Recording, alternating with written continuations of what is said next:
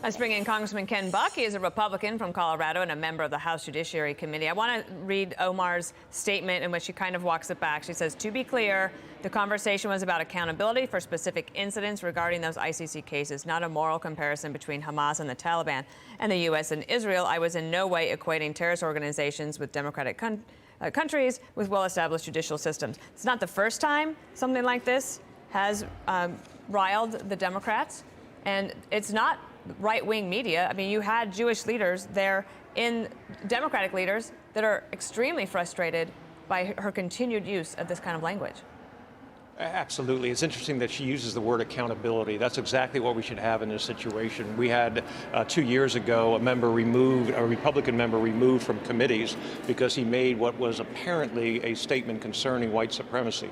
We have had a Republican member who has been prohibited from participating on committees because of statements she made before she got in Congress. If Nancy Pelosi truly cares about accountability, there should be some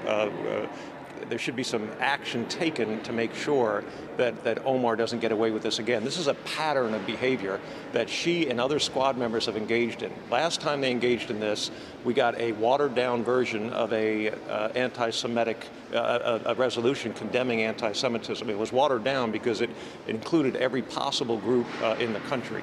This anti-Semitism has to stop, and Nancy Pelosi is responsible for making sure it does stop. Wow. The tweet from the other day put the U.S. in a pretty notorious group. Afghanistan, the Taliban, Hamas, and Israel, of course. What was she thinking?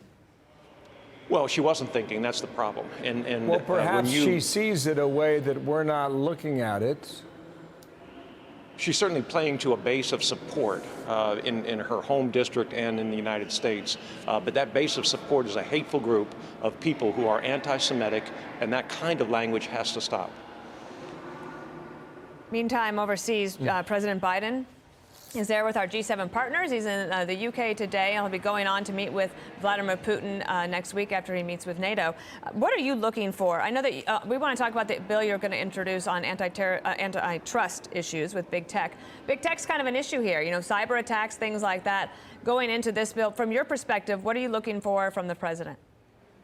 Well, what I'm looking for is for him to be a leader and not to get shouted down by the Chinese, and to make sure that we envision a world economy where the United States has free and fair trade with other countries and doesn't end up on the wrong side of these trade deals. It's something that he and the Obama administration refused to acknowledge, and something that the Trump administration did a great job of resetting, and hopefully he will continue down that path. At the end of this trip is with Vladimir Putin. Do you have an expectation for that meeting?